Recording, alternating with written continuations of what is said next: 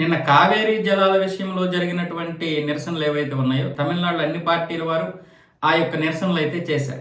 ఈ నిరసనల విషయం గురించి మాట్లాడుతూ నిన్న ఓవర్ యాక్షన్ చేసినటువంటి ఉదయనిధి స్టాలిన్ త్రిష ప్రస్తావన తీసుకొచ్చారు. విజయ్కి త్రిష టెన్షన్ తప్ప ఇంకేమీ లేదు, అదొక్కటే టెన్షన్ అన్న విధంగా ఏదో మాట్లాడాడు. దాని గురించి ఇప్పుడు టీవీకే నాయకులు విజయ్ కూడా చాలా గట్టిగా ఫైర్ అయ్యారు. పనికిరాని విషయాల గురించి ప్రస్తావన తీసుకొచ్చినా లేదా వ్యక్తిగతంగా టార్గెట్ చేసినా తాట తీస్తామని చెప్పినట్లుగా టీవీకి నాయకులు గట్టిగా వార్నింగ్ ఇచ్చారు. అటు విజయ్ కూడా అసలు ఏదైతే సమస్య ఉందో ఆ సమస్యని పక్కదో పట్టించడానికి తప్ప ఇంకా ఇందులో ఏముంది, ఇవేనా రాజకీయాలు? పైగా ఆ యొక్క రాజకీయ నాయకుడు ఎవరైతే ఉన్నారో స్టాలిన్ కూడా ఇలాంటి వాటిని ప్రోత్సహించడం అనేది సిగ్గుచేటు రాజకీయాలకి దారి తీయడమే అన్న విధంగా విజయ్ కూడా అఫీషియల్ గా స్పందించారు. టీవీకి నాయకులైతే ఇక ఉదయనిధి గారికి తాట తీస్తామన్నట్లుగా అందరూ కూడా గట్టి వార్నింగ్ ఇచ్చారు. ముఖ్యంగా విజయ్ అభిమానులు అయితే త్రిష జోలికి వస్తే తాట తీసేస్తాం, ఆయన వ్యక్తిగత విషయం, ఇప్పటికే వాళ్ళ ఫ్యామిలీ అనేక రకాలుగా సమస్యల్లో ఉంది,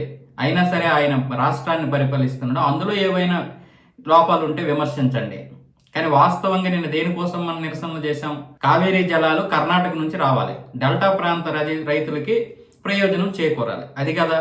ఏదైతే 15 రోజుల పాటు రోజుకు 3,500 క్యూసెక్లు వాటర్ ఇస్తామన్నారో దాని గురించి మాట్లాడాలి, అంతేగాని ఈ పనికిరాని విషయాలు ఎందుకు? ఉదయనిధి గాడికి భవిష్యత్తు లేదు, అంటే రాజకీయ భవిష్యత్తు అనేది వాడికి మామూలుగానే లేదు.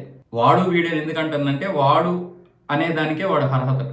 ఉదయనిధి గాడిని గాడు అని ఎందుకు అంటున్నానంటే వాడికి అంతకు మించి పేరు పెట్టాల్సిన అవసరం లేదు, గారు అనాల్సిన అవసరం లేదు, గారు లేకుండా పిలాల్సిన అవసరం లేదు. ఈ దేశంలోనే ఉండాల్సిన వెధవ కాడాడు, ఆడు వేరే పాకిస్తాన్ ఎటో వెళ్ళిపోవలసినటువంటి వాడికి ఇంతకు మించి అయితే ఇవ్వను, నేను ఇంతకు మించి గౌరవం ఇవ్వను. ఆ వెధవ ఈ దేశంలోనే ఉండాల్సిన అవసరం లేదు.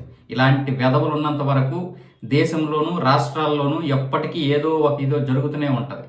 కాకపోతే ఏంటంటే మతోన్మాదులని మళ్ళీ మనల్ని అంటారు. వీళ్ళంత మతోన్మాదులు ఎవడో ఉండడు. ప్రజలందరూ పెరియార్ సిద్ధాంతాలతో ఉన్నారని కాదు నా కోపం. వీడు సనాతన ధర్మాన్ని సమూలంగా నాశనం చేస్తామన్నమే కాకుండా ఎవరైతే మనలాంటి వాళ్ళు ఉన్నారో మనలాంటి వారి మీద కూడా వాడి కక్ష, అలాంటి వారిని కూడా లేకుండా చేస్తాడంట వీడు. అందుకే వీడికి ఇంతకు మించి గౌరవం ఇవ్వకూడదు. ఇంకా చాలా ఉన్నాయి వీడి అరాచకాలు.